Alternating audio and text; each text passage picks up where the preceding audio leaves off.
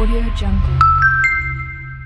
இன்னைக்கு வீடியோல வந்து பாத்தீங்க அப்படின்னா நம்மளோட சப்ஸ்கிரைபர் அண்ட் வியூவர்ஸ் ஒரு சிலருக்கு வந்து பாத்தீங்கன்னா அவங்களோட கேவிசில பேன் கார்டோ இல்ல பேங்க் அக்கௌண்டோ லிங்க் பண்ணியிருப்பாங்க. அது வந்து அப்ரூவ் ஆகாம ரொம்ப நாளா வெயிட்டிங்லேயே இருந்துட்டு இருக்கும். இதனால வந்து பாத்தீங்கன்னா அவங்களால பிஎஃப் அமௌண்ட் எடுக்க முடியாது. அது அட்வான்ஸா இருந்தாலும் சரி ஃபுல் அமௌண்டா இருந்தாலும் சரி எடுக்க முடியாது. அதே மாதிரி டிரான்ஸ்ஃபர் பண்ணாலும் டிரான்ஸ்ஃபர் ஆகாது. காரணம் ஆல்ரெடி ஒரு ரிக்வெஸ்ட் வந்து பெண்டிங்ல இருக்கு அப்படின்னு சொல்லி காமிக்கும். ஸோ இந்த மாதிரி உங்களுக்கு ரொம்ப நாளா ரிக்வெஸ்ட் வந்து பெண்டிங்ல இருந்து அப்படின்னா அதை வந்து எப்படி நம்ம ரிசால்வ் வந்து பண்றது அப்படிங்கிறத இந்த வீடியோல பார்க்கலாம். அதுக்கு முன்னாடி இது மாதிரியான யூஸ்ஃபுல்லான பிஎஃப் அக்கௌண்ட் ரிலேட்டட் இன்ஃபர்மேஷனை தெரிஞ்சுக்க மறக்காம நம்ம சேனலுக்கு சப்ஸ்கிரைப் பண்ணிக்கோங்க. இப்போ வந்து பாத்தீங்கன்னா நம்மளோட பிரதர் ஒருத்தருக்கு வந்து அதே ப்ராப்ளம் தான். இதை வந்து எப்படி நம்ம கிளியர் பண்றது அப்படிங்கிறத பார்க்கலாம். ஸோ இவருக்கு என்ன பிரச்சனை அப்படின்னு கேட்டீங்கன்னா இவர் வந்து பேன் கார்டை உள்ள லிங்க் பண்ணியிருக்காரு. எப்போ லிங்க் பண்ணியிருக்காரு அப்படின்னு கேட்டீங்கன்னா 3 ஏப்ரல் 2026 அன்னைக்கு லிங்க் பண்ணியிருக்காரு.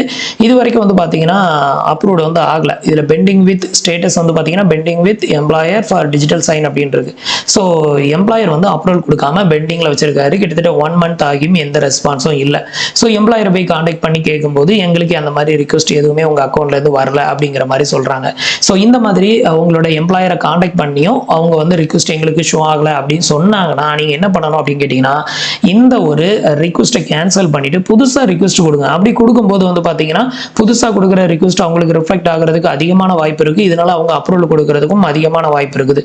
ஒரு சிலருக்கு வந்து பாத்தீங்கன்னா இது மாதிரி பேங்க் அக்கௌண்டோ இல்ல வந்து பேன் கார்டோ லிங்க் பண்ணி 3 மந்த்துக்கு மேலேயும் இந்த மாதிரி பெண்டிங் இருந்ததுன்னா 100% அதை கேன்சல் பண்ணிருங்க. கேன்சல் பண்ணிட்டு புதுசா அப்ளை பண்ணுங்க. புதுசா நீங்க ரிக்வெஸ்ட் கொடுக்கும்போது உங்களுக்கு அந்த ரிக்வெஸ்ட் வந்து உங்களோட எம்ப்ளாயருக்கு ஷோ ஆகும். ஸோ அந்த டைம் அவங்க அப்ரூவல் கொடுக்கலாம். இன்கேஸ் உங்க எம்ப்ளாயருக்கு ஷோ ஆகியும் உங்க எம்ப்ளாயர் வந்து அப்ரூவல் கொடுக்காம வச்சிருக்காரு அப்படின்னா அவங்க மேல நீங்க வந்து கிரீவன்ஸ் கம்ப்ளைண்ட் ரைஸ் பண்ணுங்க.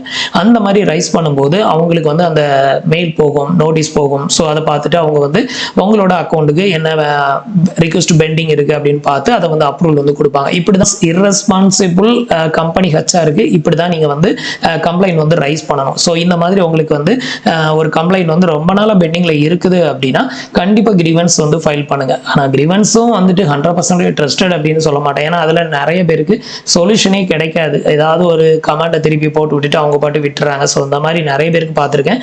பட் இது ஒண்ணுதான் மெயினான ஒரு வே அப்படின்னு வந்து சொல்லலாம். ஸோ அதனால நீங்க கிரீவன்ஸ் ரைஸ் பண்ணுங்க. மேக்ஸிமம் அதுல உங்களுக்கு சொல்யூஷன் கிடைக்க அதிக வாய்ப்பு இருக்கு. இப்போ இவருக்கு வந்து 30 நாள் ஆச்சு. ஆனாலும் வந்து பாத்தீங்கன்னா 30 நாள் தாண்டிடுச்சு. இது வரைக்கும் எம்ப்ளாயர் அப்ரூவலும் கொடுக்கல, ரிக்வெஸ்ட் எனக்கு வரலன்னு சொல்றாரு. அதனால என்ன பண்றேன்னா இதை கேன்சல் பண்ண போறேன். ஸோ இதுல வந்து பாத்தீங்கன்னா கேன்சல் ஆப்ஷன் இருந்ததுன்னா மட்டும் தான் கேன்சல் பண்ண முடியும், இல்லைன்னா பண்ண முடியாது. ஸோ இப்போ இதை கேன்சல் கொடுக்குறேன். இப்போ வந்து பாத்தீங்கன்னா ஓகே கேக்குது. ஸோ அதை கொடுத்ததுமே வந்து பாத்தீங்கன்னா நமக்கு இது வந்து கேன்சல் ஆகும். ஸோ இப்போ வந்து பார்த்தீங்கன்னா கேஒய்சி டிலேட்டட் சக்ஸஸ்ஃபுல் அப்படின்னு வந்துருச்சு. ஸோ இப்போ வந்து பார்த்தீங்கன்னா பெண்டிங்கில் வந்து எந்த கேஒய்சி டாக்குமெண்ட்டுமே இல்லை. ஸோ இப்போ வந்து பார்த்தீங்கன்னா புதுசாக அந்த பேன் கார்டை மறுபடியும் நான் வந்து அப்டேட் வந்து பண்ண போகிறேன். இதுக்கு வந்து இதே பேஜில் அப்படியே மேலே ஸ்க்ரோல் பண்ணிக்கோங்க. இப்போ இந்த இடத்துல பேன் அப்படிங்கிறத செலக்ட் பண்ணிக்கோங்க. இப்போ உங்களோட பேன் கார்டு நம்பரை இங்கே என்ட்ரு பண்ணிக்கோங்க. இப்போ வந்து பார்த்தீங்கன்னா பேன் கார்டு நம்பரை என்ட்ரு பண்ணியாச்சு. இந்த டிக் பாக்ஸையும் அடுத்தது டிக் பண்ணி விட்டுக்கோங்க. டிக் பண்ணி விட்டுட்டு சேவ் அப்படிங்கிற ஆப்ஷனை வந்து கிளிக் பண்ணிடுங்க. இப்போ வந்து சேவ் கொடுத்தாச்சு. இப்போ வந்து பார்த்தீங்கன்னா உங்களோட ரெஜிஸ்டர் மொபைல் நம்பருக்கு மறுபடியும் ஒரு 1 டைம் பாஸ்வேர்ட் சென்ட் பண்ணுவாங்க. அந்த 1 டைம் பாஸ்வேர்டை இங்கே என்ட்ரு பண்ணி சப்மிட் கொடுத்துக்கோங்க. இப்போ வந்து பார்த்தீங்கன்னா ஓடிபி என்ட்ரு பண்ணியாச்சு. இப்போ வந்து சப்மிட் வந்து கொடுக்குறேன். இப்போ வந்து பார்த்தீங்க அப்படின்னா நம்மளுக்கான கேஒய்சி வந்து KYC details save and will seeded on after digital approval by employer அப்படின்னு சொல்லி வந்துருச்சா. ஸோ இப்போ வந்து பார்த்தீங்க அப்படின்னா உங்களுக்கு கேஒய்சி பெண்டிங்கில் வந்து பார்த்தீங்கன்னா மறுபடியும் உங்களுக்கு இதே மாதிரி தான் வந்து காமிக்கும், பெண்டிங் அட் எம்ப்ளாயர் அப்படின்னு சொல்லிட்டு.